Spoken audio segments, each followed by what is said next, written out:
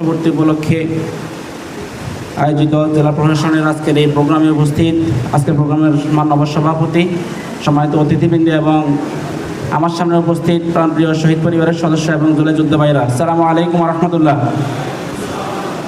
সম্মানিত উপস্থিতি, এতক্ষণ কথা শুনছেন আপনারা, আরও মেহমানরা আছে, কথা শুনবেন। আজকে আমরা জুলাইয়ের দ্বিতীয় বর্ষপূর্তি পালন করছি। তার মানে বাংলাদেশে একটা গণ অভ্যুত্থান হয়েছে, সেই গণ অভ্যুত্থানের পরে 2টা বছর পার হয়ে গেছে।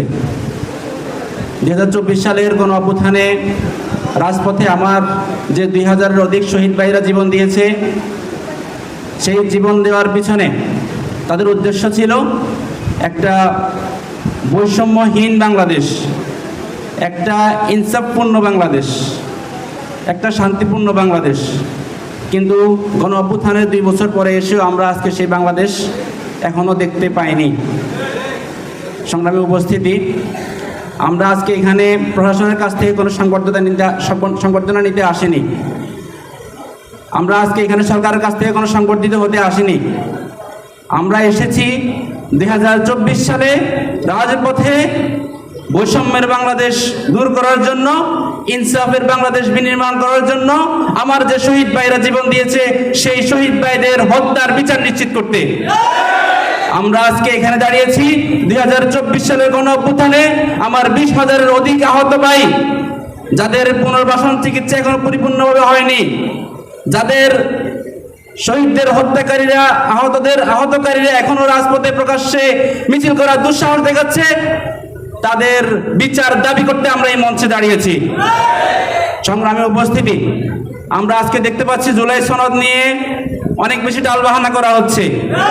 জুলাই সনদ এখনো বাস্তবায়ন করা হয়নি। আমরা আজকের এই প্রোগ্রাম থেকে সরকারের কাছে দাবি জানাচ্ছি, জুলাই সনদ এবং গণভোট নিয়ে কোনো টালবাহানা করবেন না। জুলাই সনদ এবং গণভোট অনতিবিলম্বে বাস্তবায়ন এবং কার্যকর না করলে এই জুলাই যোদ্ধারা এখনো জীবিত আছে। প্রয়োজনে আমরা আবার রাজপথে নামবো ইনশাআল্লাহ।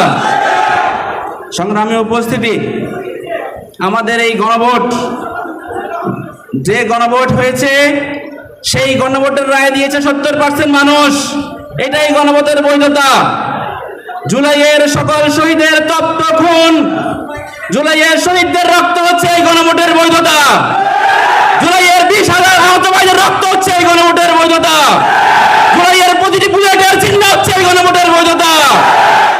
সরকারের প্রতি উদাত্ত আহ্বান জানাচ্ছি, আমাদের শহীদের রক্তের সাথে বেঈমানি করবেন না, আমাদের আহত ভাইদের সাথে বেঈমানি করবেন না।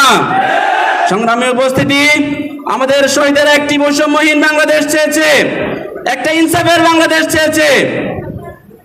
শহীদের উত্তরসূরিরা জীবিত থাকতে বৈষম্যহীন বাংলাদেশ এবং ইনসাফের বাংলাদেশ প্রতিষ্ঠা হওয়ার আগ পর্যন্ত শহীদের উত্তরসূরিরা ক্ষান্ত হবে না ইনশাআল্লাহ।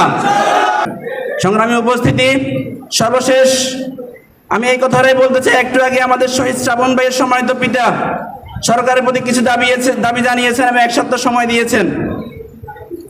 আমাদের বক্তব্য হচ্ছে আমাদের শহীদ পরিবারের বক্তব্য, আমাদের বক্তব্য হচ্ছে আমাদের আহত ভাইদের বক্তব্য। আমরা চাই সরকার অনতিবিলম্বে আমাদের শহীদ পরিবারের সকল দাবি দাওয়া মেনে নেবে ইনশাআল্লাহ। আমরা চাই সরকার অনতিবিলম্বে আহতদের সকল প্রত্যাশা পূরণ করবে ইনশাআল্লাহ। সেই আহ্বান রেখে একটা বৈষম্যহীন বাংলাদেশ বিনির্মাণের সেই পথ চলায় সবাইকে পাশে থাকার আহ্বান জানিয়ে সবাইকে ধন্যবাদ জানিয়ে আমি কথা শেষ করছি। আসসালামু আলাইকুম ওয়া রাহমাতুল্লাহ।